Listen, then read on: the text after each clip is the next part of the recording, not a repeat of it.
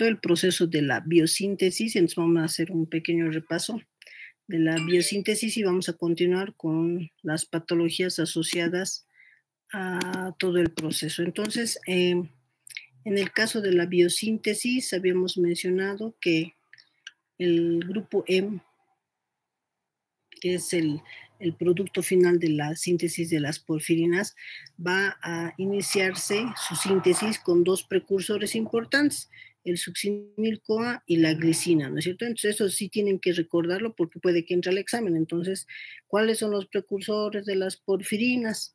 El succinil-CoA, que es del ciclo de Krebs, y la glicina, ¿no?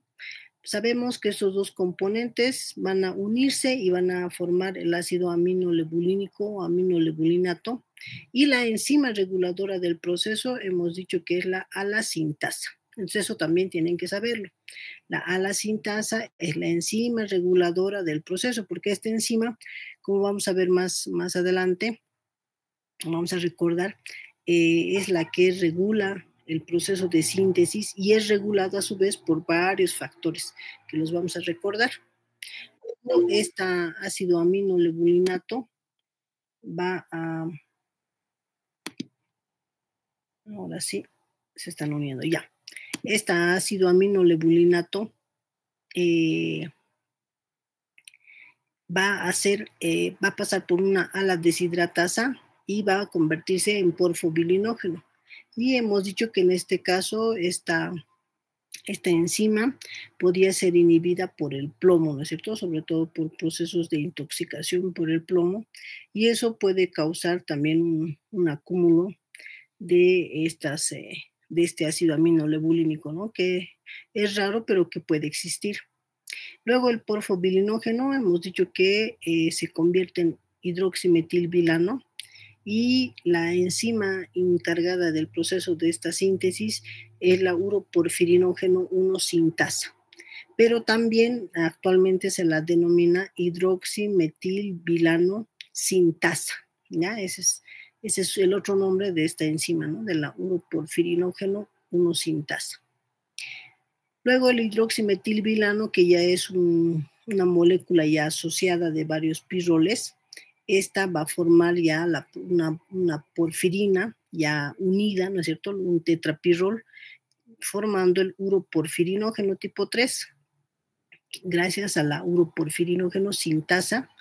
Y esta uroporfirinógeno tipo 3 va a perder estos cuatro grupos CO2, ¿no es cierto? Y de esa manera va a formar el coproporfirinógeno. El coproporfirinógeno gracias a una uroporfirinógeno descarboxilasa. Todo este proceso va a iniciarse en la mitocondria, y el ácido aminolebulinato es el que va a salir al citoplasma, ¿no es cierto? Y en el citoplasma va a pasar estos tres procesos, la etapa 2, 3, 4 y 5. Luego continuamos aquí abajo, fíjense, el coproporfirinógeno va a dar origen al protoporfirinógeno mediante una coproporfirinógeno oxidasa, y finalmente este protoporfirinógeno va a formar la protoporfirina 3, que les decía que también se puede llamar 9, ¿no es cierto? Protoporfirina 9, que es la que va a ser sintetizada por el protoporfirinógeno oxidasa. Y esta parte también es importante, que puede ser preguntado también. ¿Cómo se forma el grupo M? Por la unión de la protoporfirina tipo 3, o también llamada tipo 9, es la misma, protoporfirina tipo 3 o tipo 9, más el hierro en estado ferroso, ¿sí? En estado ferroso, gracias a la ferroquelatasa se forma este grupo M. Y este grupo M, unido a las globinas, va a formar la hemoglobina, ¿no es cierto? O también puede unirse a otro tipo de proteínas, formando las hemoproteínas. Este grupo M, como ven, la línea punteada que continúa por el lado izquierdo, es el inhibidor también de la ala-sintasa, que era la enzima que ayuda a regular este proceso. Entonces, el producto, el M, como tal, regula. Si está en menor cantidad, decíamos, va a estimular a que se sintetice más a la sintasa, pero si está en mayor cantidad, va a inhibir la síntesis del mismo grupo M, inhibiendo a la enzima reguladora. Luego, habíamos visto que en la última etapa, fíjense, del protoporfirinógeno, es un compuesto incoloro y la protoporfirina 9 es ya un compuesto que tiene color, ¿no es cierto? ¿A qué se deberá esa diferencia, ¿no es cierto? Que uno sea incoloro y otro el color. Hemos dicho sobre todo a este proceso, ¿no? A la unión, si vemos aquí la estructura como tal, la voy a agrandar. Si vemos la estructura, fíjense, la unión de estas porfirinas que tenemos aquí, hay una porfirina, aquí hay otra, de las 4 porfirinas, van a estar unidas por puentes metin, es decir, van a tener enlaces simples. Esto hace que esta estructura sea no conjugada y sea incolora. En cambio, la protoporfirina, la 9 o la 3 también, como aquí la vemos, fíjense que estos puentes que unen en las porfirinas ya tienen dobles enlaces y esos dobles enlaces le dan esa característica conjugada o colora, ¿ya? Entonces, a eso se debe que sean coloros o incoloros, a los dobles enlaces que presenten los puentes que unen a las porfirinas, ¿no? a los piroles en realidad. Esos dobles enlaces son capaces de absorber la longitud, o sea, la luz ultravioleta a 400 nanómetros de longitud de onda. Y de esa manera, pues también nos sirven para otro tipo de pruebas que ahorita las vamos a ver. Luego habíamos hablado de la sintasa o a la aminolebulinato sintasa, que hemos dicho que son dos, ¿no es cierto?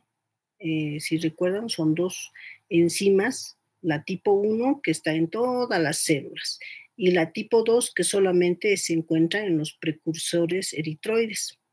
Entonces, como la tipo 1 es la más importante porque está en todas las células, esta va a ser regulada, hemos dicho, gracias a primero a la hemoxigenasa, ¿no es cierto? ¿Y qué hace la hemoxigenasa? ¿Se acuerdan? La hemoxigenasa es una enzima que va a degradar al grupo M. El grupo M, cuando el eritrocito ha culminado su vida, a los 120 días, entonces el eritrocito cuando muere libera el grupo M. Y ese grupo M, para empezar a degradarse, es sometido a esta enzima, a la hemoxigenasa, a esta hemoxigenasa tipo 1. Esta hemoxigenasa tipo 1 hace que el hierro que estaba en estado ferroso se convierta en estado férrico. Entonces, de esa manera empieza su degradación del grupo M. Y como empieza a degradarse este grupo M, fíjense aquí en la última parte, ¿esto qué hace? Hace que disminuya la cantidad de M, ¿no es cierto? Porque lo está destruyendo.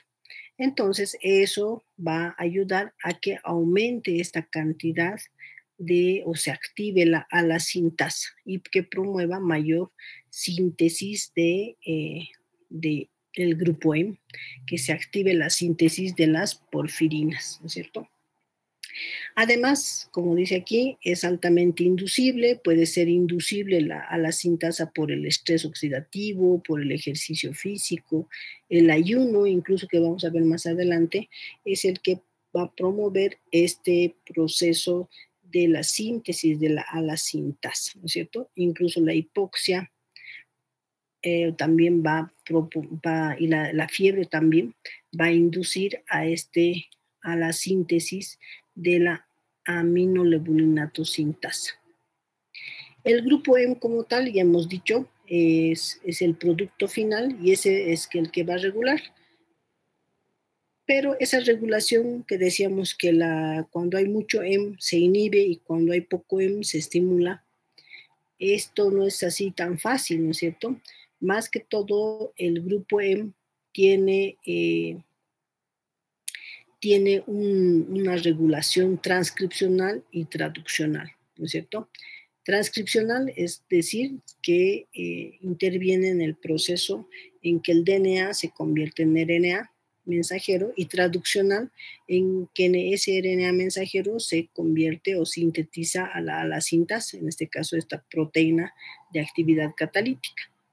Entonces, lo que hace básicamente el EM es alterar la estabilidad entre el RNA mensajero del que tiene la información para la síntesis de esta enzima, y va a producir ciertas modificaciones, va a alterar esta estabilidad, y eso va a hacer que disminuya su vida media y obviamente se produzca una disminución en la producción de la sintasa. Entonces, de esa manera, el EM va a inhibir la síntesis de la sintasa por este proceso de regulación a nivel de la transcripción, ¿no es cierto? Además, por otro lado, decíamos que va a va a evitar, ¿no es cierto?, que salga desde el citosol a la mitocondria, y por lo tanto que aumente su degradación de esta enzima, que tenga una vida más corta, por así decirlo, ¿no? También hemos visto que esta alasintasa va a ser regulada por la glucosa y por la insulina. Sabemos que la glucosa, los niveles de glucosa es regulado por la insulina, ¿no es cierto? Entonces, lo que tenemos que acordarnos es que cuando estamos en ayuno, vamos a tener una hipoglucemia, ¿no? Esta hipoglucemia lo que hace es que va a estimular los niveles del glucagón, y esos niveles del glucagón va a activar a una proteína, la PGC1 alfa, que es esta proteína proliferadora es un transportador, ¿no?, proliferador de los peroxisomas, que es un activador transcripcional. Entonces, este PGC1 alfa es el que aumenta o estimula la actividad de la sintasa. Entonces, en otras palabras, la hipoglucemia va a promover la mayor actividad de la sintasa, y por lo tanto la insulina va a ser el efecto contrario. La insulina va a disminuir a estos factores a estos receptores, y por lo tanto va a disminuir la sintasa, ¿sí? Entonces la insulina disminuye la sintasa y el glucagón aumenta. La hipoglucemia obviamente también va a aumentar porque promueve la síntesis del glucagón para que se sintetice mayor glucosa y esta glucosa llegue a la sangre, ¿no es cierto? Entonces, de esa manera también, tanto la insulina como el glucagón, la hipoglucemia, van a regular a la sintasa. Luego, hemos visto que también, aparte, existen factores hormonales como los estrógenos y la progesterona, que ayudan. Estos compuestos son hormonas esteroideas que van a ser metabolizadas por el citocromo P450, ¿no es cierto? Entonces, estas hormonas, como van a ser metabolizadas por este citocromo va a inducir a la síntesis o a una mayor acción de a la sintasa. Y por otro lado, hemos dicho que la progesterona va a aumentar el catabolismo del hemo, y por lo tanto, cuando disminuye el hemo, ¿qué pasaba? Se estimula, ¿no es cierto?, a la sintasa. Entonces, la progesterona lo que hace es induce a la hemoxigenasa, y la hemoxigenasa degradaba al grupo hemo. Entonces, esta promovía disminución del hemo y aumento de a la sintasa. Pero les comentaba ayer que lo raro en este proceso es que cuando uno está embarazada, ¿no es cierto?, que se sintetiza mayor cantidad de progesterona, y esa progesterona pues no va a alterar a la sintasa. Es decir, cuando una persona está embarazada, no va a tener estos ataques de porfiria, ¿no es cierto? O no va a afectar a estas personas que tienen porfiria, que vamos a ver ahorita las porfirias, ¿no? Entonces, esto AAP significa ataques agudos de porfiria. Y también hemos dicho que esta enzima reguladora, la sintasa tipo 1, también puede ser inducida por ciertos medicamentos. Entonces hay medicamentos que inducen al citocromo P450, sobre todo la carbamazepina, el fenobarbital, ¿no es cierto?, que van a producir una inducción de este citocromo y por lo tanto eso va a inducir a que se sintetice mayor a la sintasa. Entonces esto va a hacer que se produzca entonces mayor cantidad del grupo M, ¿no es cierto?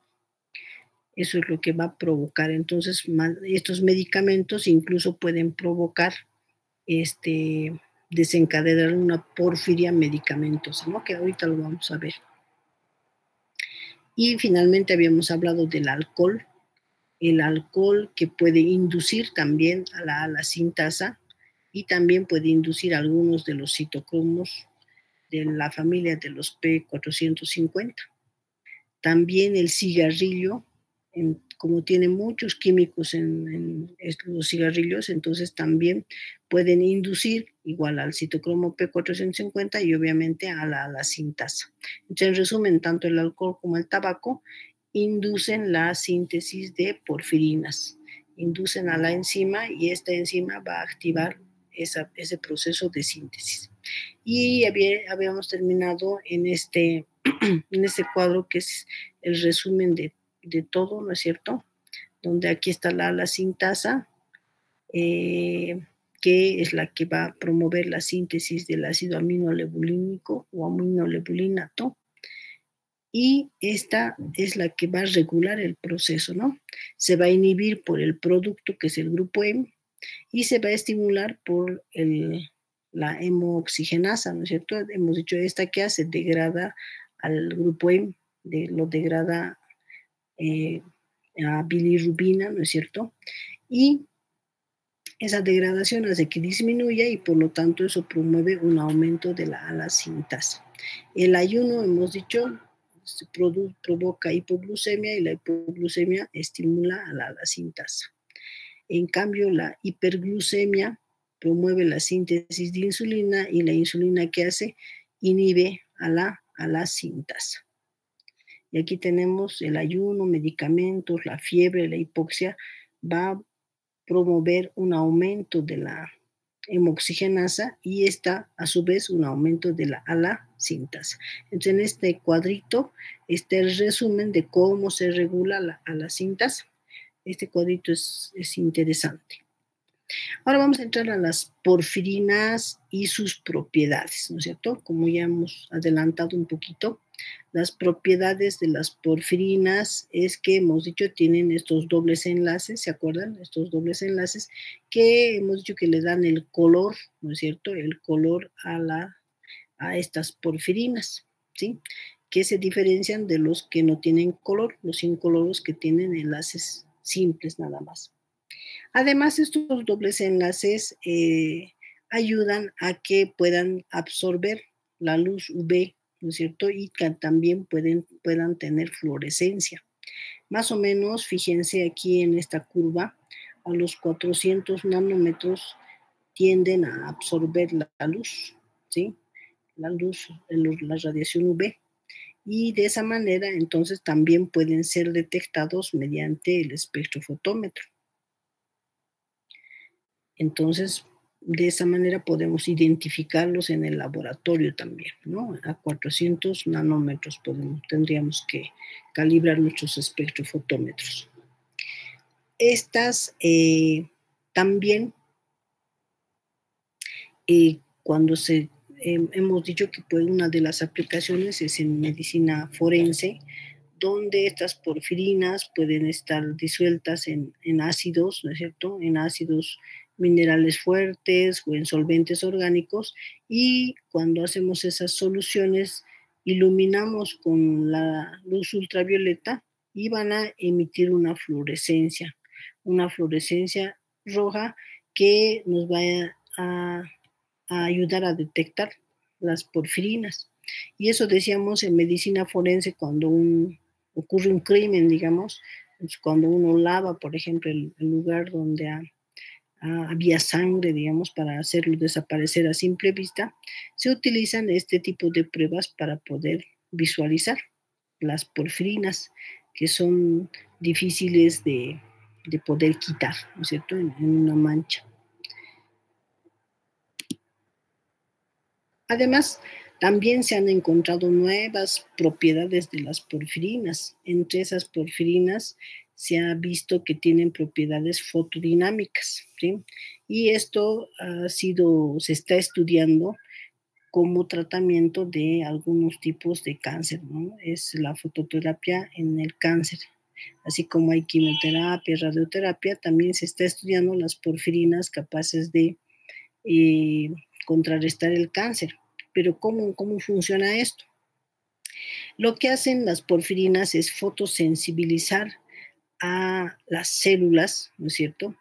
Y cuando se le expone a la luz a esas células, ¿no es cierto?, a las células malignas, entonces las porfirinas van a absorber esa luz, esa energía, y van a crear, fíjense, especies reactivas de oxígeno, las EROS, ¿no es cierto? Van a crear especies reactivas de oxígeno o radicales libres, y esos radicales libres, ¿qué van a hacer? Van a dañar a las células. Entonces, ese es el mecanismo para contrarrestar el cáncer, ¿no es cierto? Actualmente se está estudiando este nuevo método para poder contrarrestar el cáncer. Bueno, las porfirinas, ya las hemos dicho, gracias a esos dobles enlaces pueden ser detectadas a 400 nanómetros en el espectrofotómetro. En el laboratorio ustedes tienen el StatFax, ¿no es cierto?, que es también similar, que también se lo puede calibrar y se puede también hacer la detección. En pacientes que tienen porfirias, es decir, acúmulo de estas porfirinas, ya sean coproporfirinas, uroporfirinas, protoporfirinas acumuladas, estas porfirias pueden eliminarse por la orina y por las heces. Entonces existen métodos también de extracción, se utilizan diferentes soluciones y diferentes procedimientos, y luego se obtiene una solución donde vamos a poder identificar también así en el espectrofotómetro y hacer soluciones con la orina o con las heces para ver que podamos cuantificar y podamos hacer el diagnóstico correspondiente, ¿no?, de las porfirias, que obviamente son enfermedades raras, pero que sí las podemos encontrar. Vamos a hablar ahora de los trastornos en el proceso de la biosíntesis. Estos trastornos pueden ser de dos tipos. Pueden ser los genéticos y los trastornos adquiridos. Los adquiridos, les decía hace un momento, pueden ser gracias al envenenamiento por el plomo.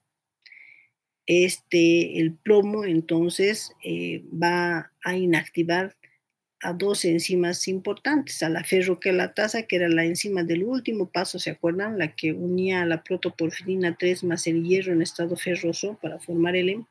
Y también puede inactivar a la deshidratasa, que es la segunda enzima, ¿no?, a la deshidratasa, que va a unirse a los grupos tioles, a los grupos sulfidrilos que tienen estas enzimas, y de esa manera las va a inactivar a estas enzimas. Entonces, eso va a provocar una alteración de este proceso de síntesis y va a haber acúmulo de protoporfirinas, ¿no? Va a haber mayor protoporfirina en los eritrocitos, se van a elevar los niveles de ácido aminolebulinato, o también podemos encontrar coproporfirina en la orina, ¿no es cierto? Entonces, hay que tener cuidado con este proceso de envenenamiento por plomo. Fíjense estos datos importantes. Siempre podemos estar expuestos al plomo. Podemos adquirirlo mediante inhalación.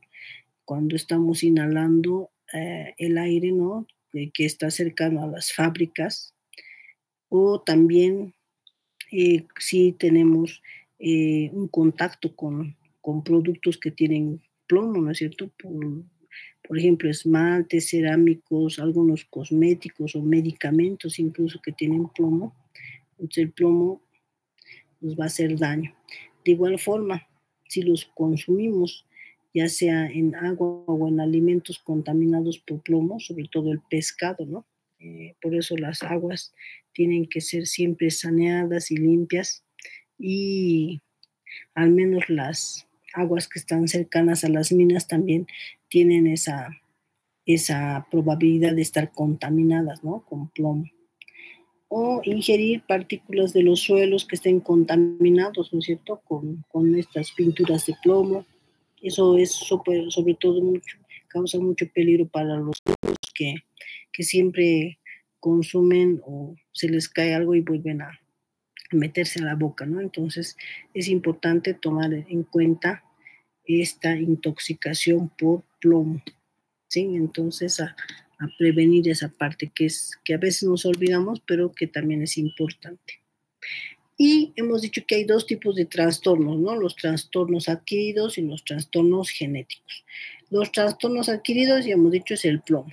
Y los genéticos, pues, van a ser de la misma, van a tener ciertas características que son similares a los por ejemplo, del metabolismo de la bilirrubina y del metabolismo del ciclo de la urea. Es decir, que pueden aparecer signos y síntomas similares, ¿no es cierto? Ya sea la deficiencia de una enzima o de otra enzima, los síntomas van a seguir siendo los mismos, ¿no es cierto? Obviamente, para el tratamiento de estas enfermedades tenemos que tener una comprensión adecuada de la bioquímica, porque al saber qué reacción eh, está fallando o qué enzima está fallando, vamos a saber qué tipo o qué metabolito está aumentando o qué metabolito está disminuyendo, ¿no es cierto? Vamos a poder identificar esos productos, esos metabolitos que están alterados, ya sean están acumulándose o están en su defecto disminuidos porque no se da la reacción enzimática. Además, el diagnóstico tenemos que hacer, estas patologías como son genéticas, son de difícil diagnóstico y por lo tanto tenemos que recurrir a diferentes pruebas laboratoriales hasta dar con el diagnóstico, ¿no? Lo ideal, si sospechamos la deficiencia de una de estas enzimas, es obviamente analizar la actividad de esa enzima, si está funcionando o no está funcionando.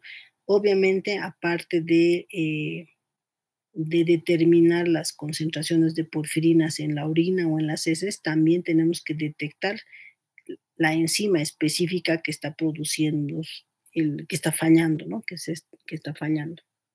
Y si es que es factible, lo ideal sería hacer una secuenciación del DNA para verificar qué mutación está causando esta alteración.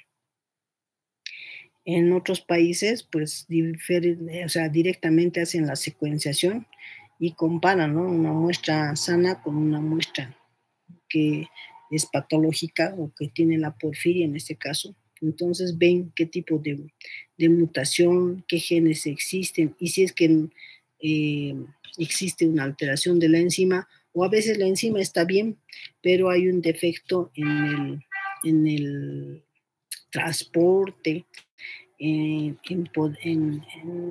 todo el proceso por el que pasa la enzima, ¿no es cierto? O incluso puede ser un defecto solamente de la coenzima, ¿no es cierto?, del factor o el cofactor que falta, y eso hace que falle la enzima.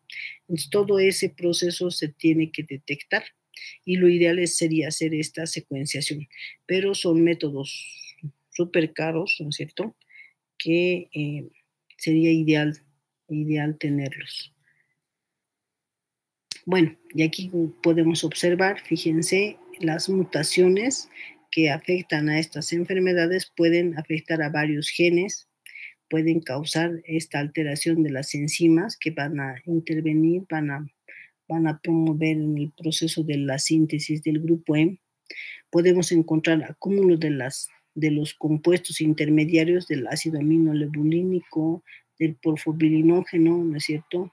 O puede haber disminución del grupo M, ¿no es cierto? Y también hacer esa detección en los fluidos, en la orina, ¿no es cierto?, en sangre, y ver que se asocian estas porfirinas, sobre todo, a signos y síntomas neuropsiquiátricos, ¿no es cierto?, alteraciones neuropsiquiátricas. También puede haber acumulación de los porfirinógenos, tanto en la piel como en los tejidos. Sobre todo hay varios, la mayor parte de estos pacientes tienen afección en la piel. ¿Por qué? Porque hemos dicho que va a producirse un proceso de especies reactivas de oxígeno que hemos dicho que son usadas para el cáncer, pero en este caso estas porfirinas, cuando están en exceso, provocan especies reactivas de oxígeno que van a dañar a la misma piel. Entonces, por eso estos pacientes tienen fotosensibilidad, ¿no? Y esa fotosensibilidad, entonces, va a hacer que estos pacientes, pues, no puedan exponerse al sol, ¿no? Entonces, en general, esos son los trastornos. A todos esos trastornos los conocemos como las porfirias, ¿no es cierto? Las porfirias, entonces, van a ser las enfermedades donde existe un acúmulo de las porfirinas y va a haber un déficit de alguna de las enzimas que hemos visto, ¿sí? Puede haber alguna deficiencia de cualquiera de las enzimas. Sabemos que la enzima reguladora del proceso es la alacintasa, y hemos dicho que hay dos, ¿no es cierto? La alacintasa, la tipo 1 y la alacintasa tipo 2, ¿no es cierto? No se conoce hasta ahora pacientes que tengan deficiencia de esta alacintasa tipo 1 porque si tuvieran realmente la deficiencia sería pues fatal. No se sintetizaría el M, no se sintetiza, si no hay M no se sintetizan los glóbulos rojos, si no hay M no se puede transportar el oxígeno y obviamente es mortal, ¿no es cierto? Entonces no se ha encontrado esa disminución o deficiencia de esta alacintasa tipo 1.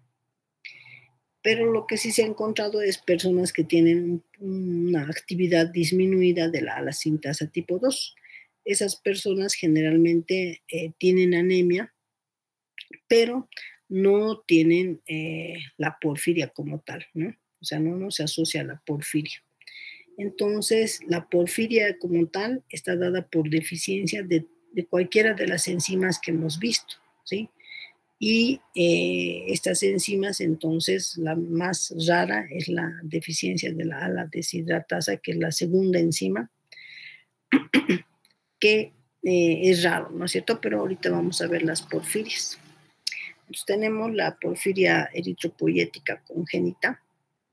En general, todas las porfirias van a ser autosómicas dominantes, es decir, ¿qué significa autosómico dominante? Significa que son enfermedades que la tiene el papá o la mamá y transmiten a sus hijos, ¿no es cierto? Es decir, es una herencia vertical donde hay un afectado en cada generación.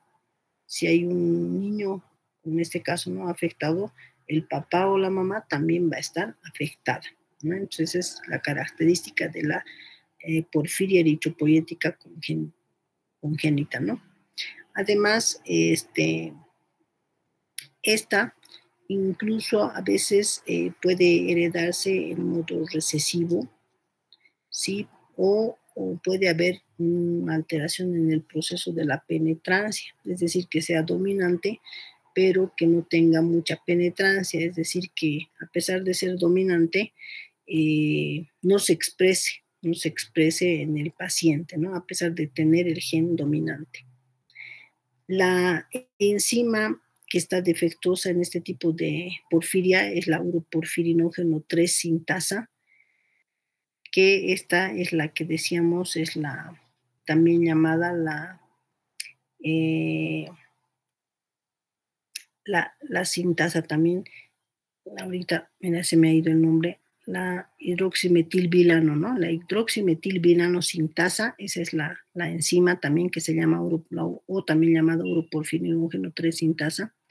En este tipo de enfermedades, entonces hay fotosensibilidad, hay un proceso de desfiguración del paciente porque la piel está muy afectada y incluso se los denomina a estos pacientes que son los denominados hombres lobo, ¿no? Porque la cara por completo se cambia, ¿no? Cambia el rostro y se desfigura totalmente. Esa es la porfiria eritropoyética congénita. También podemos tener otra de las porfirias más frecuentes, vienen a ser la porfiria intermitente aguda, donde aquí está, esta es la hidroximetilbilano sintasa, esa es la que les mencionaba. Esa enzima entonces está deficiente y vamos a tener un acúmulo del ácido aminolebulínico y del porfobilinógeno. Estos se acumulan y vamos a poder también eliminarlos en la orina, ¿no es cierto? Tiene síntomas que son difíciles de diagnosticar a la primera una porfiria, ¿no? Tienen dolor abdominal, una irritabilidad, pueden tener taquicardia, hiponatremia, una confusión mental, incluso pueden llegar a las convulsiones, náuseas, vómitos, pero con todos estos síntomas es difícil, ¿no es cierto?, poder hacer un diagnóstico. Por eso es que se tarda en diagnosticar este tipo de porfirias.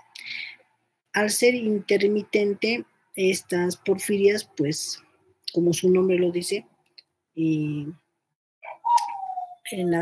pasado los 50 años, por ejemplo, ya calman todos los síntomas y ya no presentan crisis de porfirias, ¿no? O sea, de estos ataques agudos de porfiria ya no los presentan, pero el paciente pues puede sobrellevar esta enfermedad porque van a haber crisis o ataques agudos cada cierto tiempo y a partir de los 50 años pues ya no se presentan estos ataques, ¿no? También pueden existir bloqueos metabólicos, ¿no es cierto? Va a haber cualquier enzima deficiente va a causar esta acumulación de los porfirinógenos, ¿no es cierto?, que son las porfirinas incoloras, y estos sobre todo van a causar el proceso de la fotosensibilidad, ¿no es cierto? Entonces les decía que como estos compuestos van a producir especies reactivas de oxígeno, estos van a dañar a los lisosomas y van a producir la liberación de las enzimas proteolíticas de los lisosomas, provocando un daño a nivel de la piel, ¿no es cierto? Y ese daño entonces es el que se da por este proceso de la fotosensibilidad. Por eso no pueden exponerse a la luz estos pacientes. Es por eso que incluso las porfirias se asocian, por ejemplo, al conde Drácula. No sé si han escuchado. El conde Drácula, ¿qué característica tiene? El conde Drácula no solamente sale en las noches, ¿no es cierto? No le afecta la luz del día. ¿Por qué? Porque se supone que tiene porfiria y que tiene este proceso de fotosensibilidad. Además es pálido, ¿no es cierto? Es pálido y siempre busca tomar sangre. ¿Por qué? Porque tiene anemia, no está produciendo apropiadamente el grupo M. Entonces, por eso se asocia este tipo de porfirinas al conde Drácula, ¿no? Para que se puedan acordar y recuerden los síntomas también. Y luego hablamos de las porfirias inducidas por los medicamentos. Hemos dicho ya hace un momento, ¿no?, que la sintasa puede ser inhibida por ciertos medicamentos. Estos medicamentos, como los barbitúricos, van a producir una inducción del citocromo P450 y esto inducir a una deficiencia de la sintasa y por lo tanto en un paciente que tiene porfiria puede producir una crisis, ¿no? Una crisis aguda de porfiria. Obviamente, si no si va a acumularse las porfirinas, entonces se va a evitar la síntesis del grupo M, y eso va a provocar entonces la porfiria, ¿no? Que va a estar inducida en este caso por los medicamentos. Las porfirias como tal se van a clasificar en dos tipos. En porfirias las eritropoyéticas, que afectan específicamente van a producir anemia, ¿no es cierto? Y las hepáticas, que son la mayoría son hepáticas, pero también hay eritropoyéticas que obviamente van a afectar al hígado, ¿no es cierto? Entonces, ese es un tipo de clasificación. Y el otro tipo de clasificación es que pueden clasificarse en agudas y en cutáneas. En agudas o cutáneas, ¿no? Que son las que van a ir sobre todo con el proceso de la fotosensibilidad que van a tener estos pacientes. Siempre para diagnosticar estas enfermedades es importante tener la historia clínica, la historia familiar, porque sabemos que la mayor parte hemos dicho que son de herencia autosómica dominante, y también hacer unas pruebas de laboratorio tanto de la orina como de las heces, ¿no? Para hacer el diagnóstico respectivo. Aquí tenemos un cuadrito que está más didáctico en cuanto a la clasificación de las porfirias. Fíjense en las eritropoyéticas y las hepáticas. Las eritropoyéticas hay dos tipos, ¿no? La eritropoyética congénita, que la hemos visto al principio, y la protoporfiria eritropoyética también.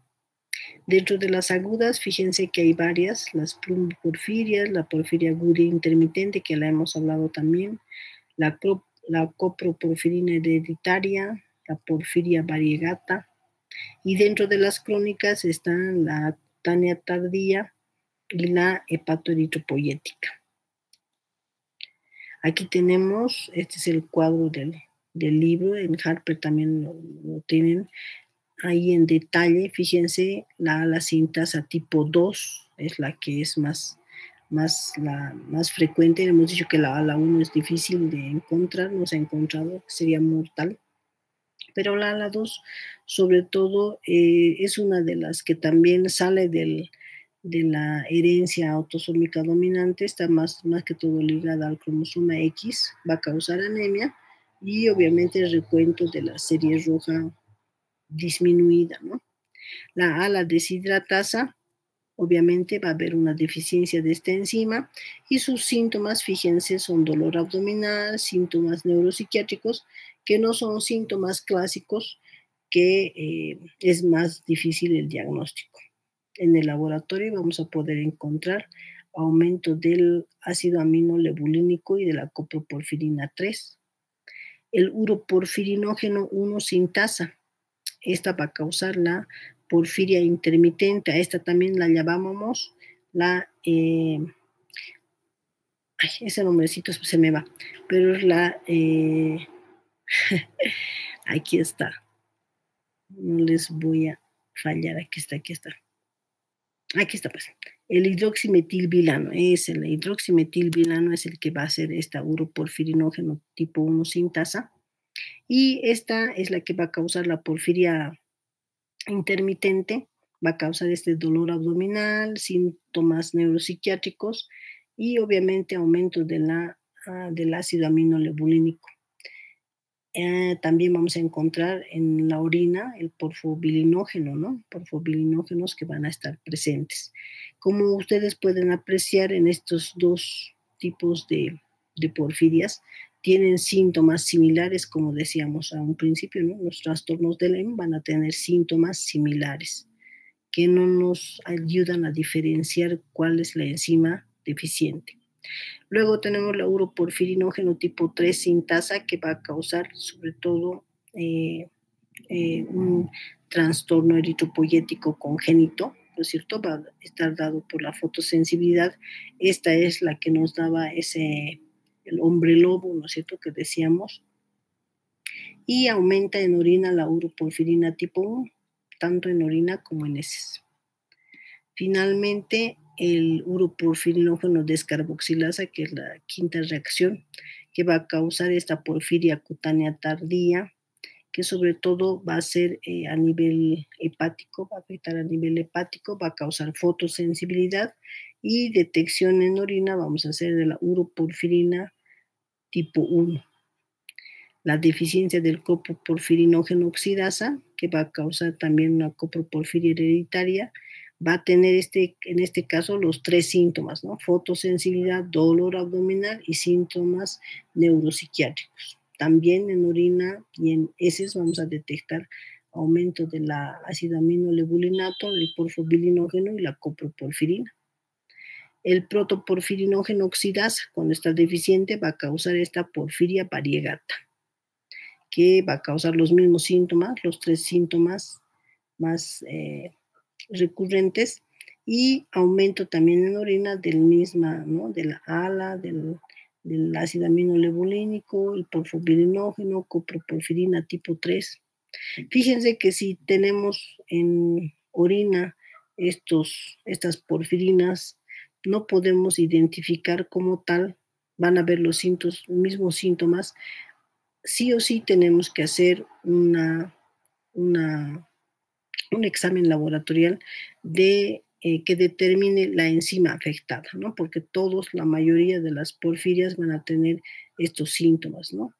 Y el último, la ferroquelatasa, que va a causar la protoporfiria eritropoyética, que también va a causar esta fotosensibilidad, y vamos a encontrar también protoporfirina tipo 9 a nivel fecal, y glóbulos rojos van a estar aumentados, ¿no? Entonces, son enfermedades de difícil diagnóstico que tenemos que apoyarnos con el laboratorio y sí o sí hacer la determinación de las enzimas. Listo, con esto entonces hemos visto la parte de las porfirias. Mañana vamos a continuar con la degradación del grupo E, cómo se sintetiza la bilirrubina, y vamos a ver todo eso en detalle. Listo, muchachos, no sé si tienen alguna consulta o duda. Entonces nos vemos mañana a la misma hora, por favor. Los espero. Que les vaya muy bien. Buenas noches.